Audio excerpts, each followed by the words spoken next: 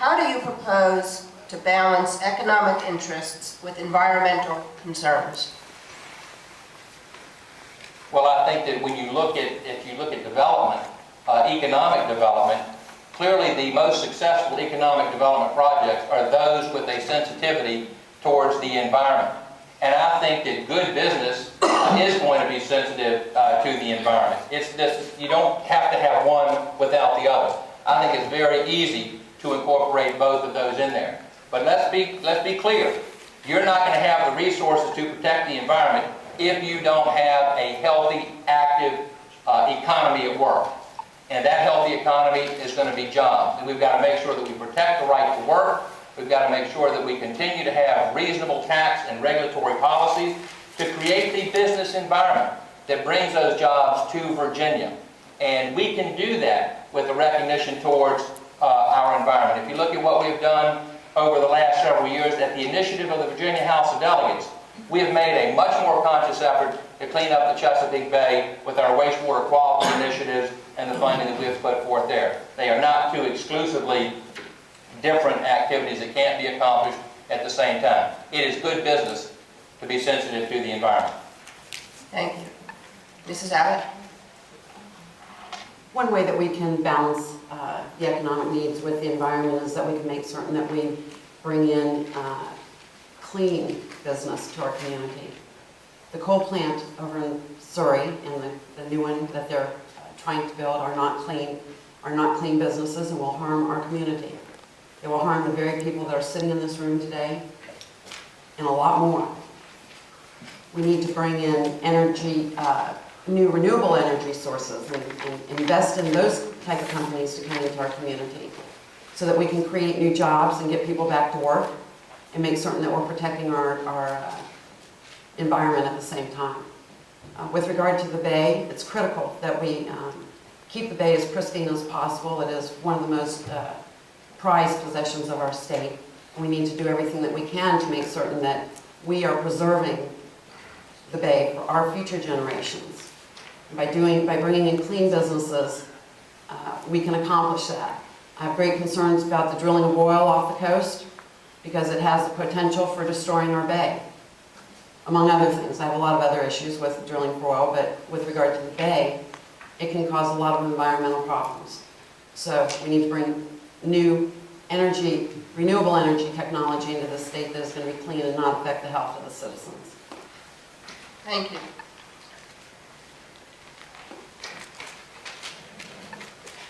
Mrs. Abbott, do you believe that committee meetings in the House of Delegates should be more accessible to the Commonwealth's citizens?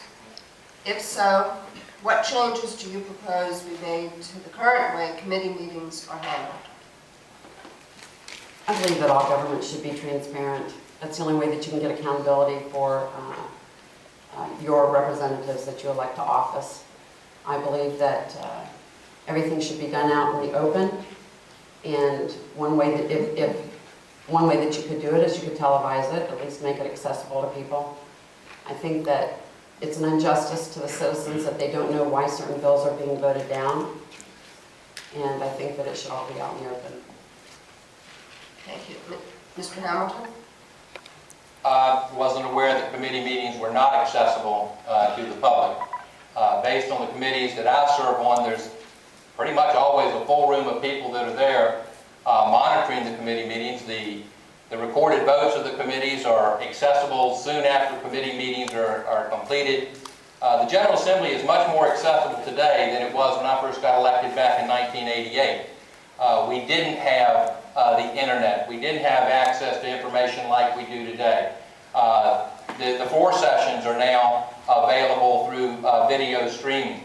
So the accessibility issue, I think, has been addressed quite well over the last 20 years, and particularly the integration of that new technology that's available. I don't know of anyone that's ever said that they could not attend a committee meeting because they were locked out. There were days in the General Assembly when a lot of things were done behind closed doors, but even budget conference is not done behind closed doors. The doors are open, people can come in and watch it if they so desire. I will tell you, the media hangs around a lot. until they get so bored with what goes on that they go home. There's not the secretive nature of committee meetings that once existed in the Virginia General Assembly, and I think we have much more transparency in state government today than what we did 21 years ago when I first got elected. Thank you. Mr. Hamilton, when it comes to students and homeless persons qualifying to vote in this area, there has been major controversy. Do you have any comments to make on this problem? Well, I know there's been some controversy about students voting in Williamsburg as far as them, having established residency. And I think that the requirements for voting are pretty clear. And if an individual wants to establish residency in Williamsburg and they have a defined address, I don't know what the controversy should be. One of the things that we do require for folks that they vote is that they have some permanent residency that we can track. If not, you could have people moving from locality to locality on election day claiming that they wanted to vote. So you establish your residency, and I know there are a number of students at Christopher Newport that have established their residency in Newport News, to vote in Newport News elections, and I think that's the way it should be done. With regards to the homeless, they have to have some defined location, or else you could have them drifting from precinct to precinct, locality to locality. There have to be rules. There have to be rules that need to be followed. And so I wasn't aware of the controversy with the homeless. I was aware of the controversy in Williamsburg, and I really do think that controversy was caused by an individual registrar. And to the best of my knowledge, I think that controversy had been resolved. Mrs. Abbott? With regard to the students, I think that the current state of affairs which require the residency requirements are pretty accessible and would allow the students to cast their votes where they are residing at the school. With regard to the homeless, I'm opposed to any method that keeps any citizen from voting in the election. It's a right that we have, and they ought to be allowed to vote. This problem could be resolved very simply by having some mechanism in place in city government and using City Hall as their address and giving them an ID that that's their address and that that's where they're to vote. There's probably a number of other areas that we could probably find a solution, but to say that they're not entitled to vote because they're homeless, I think that's unacceptable. Thank you. Mrs. Abbott, what do you see as Virginia's most urgent problem over the next 2 years?